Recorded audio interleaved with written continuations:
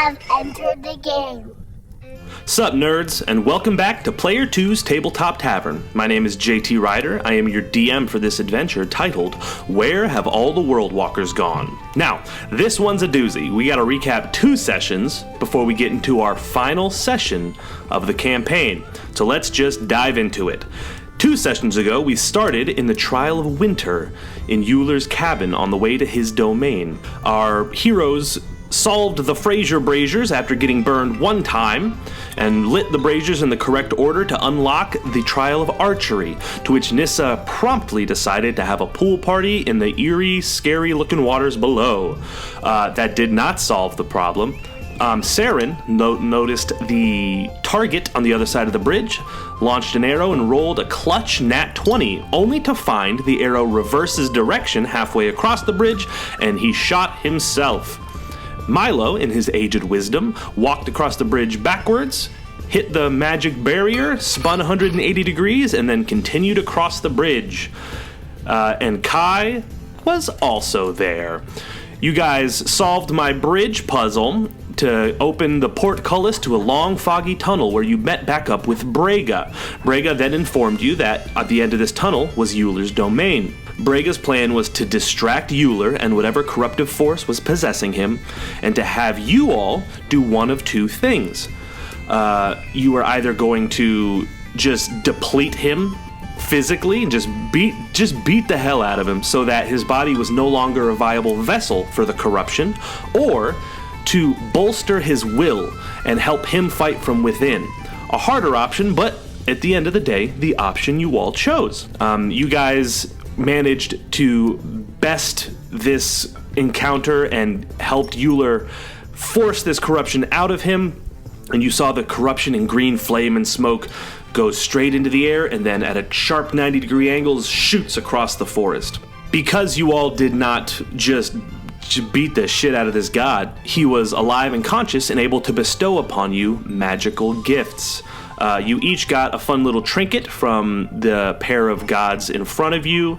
You also found out through Milo within the fight, managed to get within Euler's head and saw that the corruptive force that was possessing him was in fact Bane, the god of tyranny, that was imprisoned years ago by the other gods for just being a fucking dick. Like, no one likes this guy.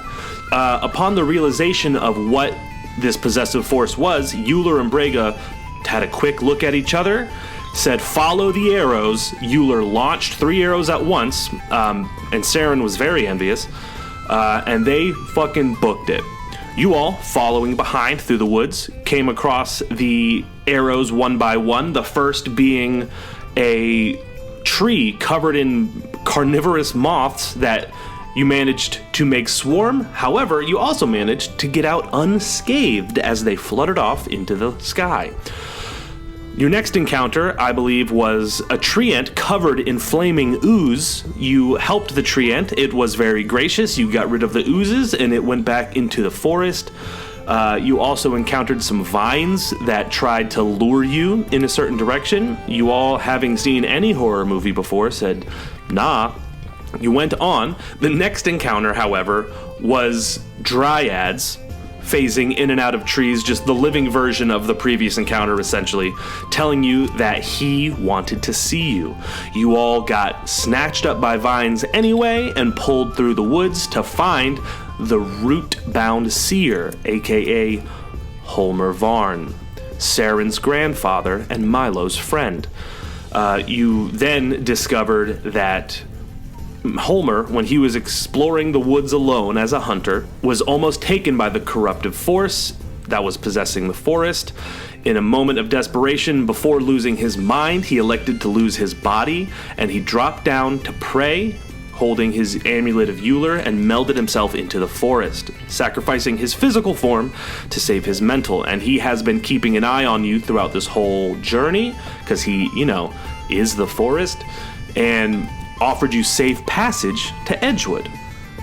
You smelled smoke as you approached the tree line. You got to the edge of Edgewood proper and were immediately bombarded with the sight of smoke and flame and festival stalls turned and burning. And just then, Euler and Braga are locked in battle in another possessed World Walker. This one, the Rootbreaker, the Oaken Warden of the Verdant Green, a large, old, ancient warthog World Walker with juts of roots sticking out of his back like spikes on a stegosaurus almost. And you see green flame in his eyes as this green ooze drips from his body.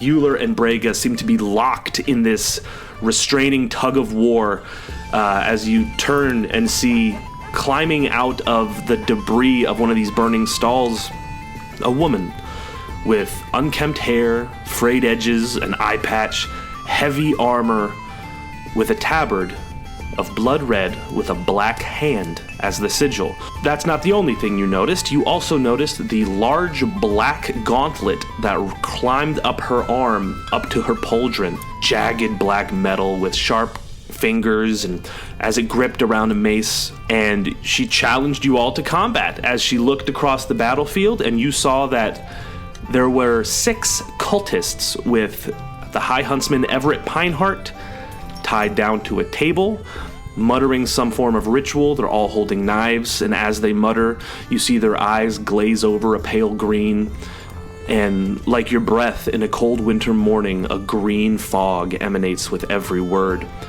They seem to be trying to prepare some sort of ritual, to which the woman before you, known as the Black Gauntlet of Bane, informed you that they are trying to open a portal to bring Bane back physically into the world. And that's where we are now. So, you know, things are looking up. They're looking some way, somehow. And I haven't decided if I'm gonna post this and just send it to y'all, or if I'm just gonna hold on to it and play it right before we start. So if that's the case, let's roll for initiative.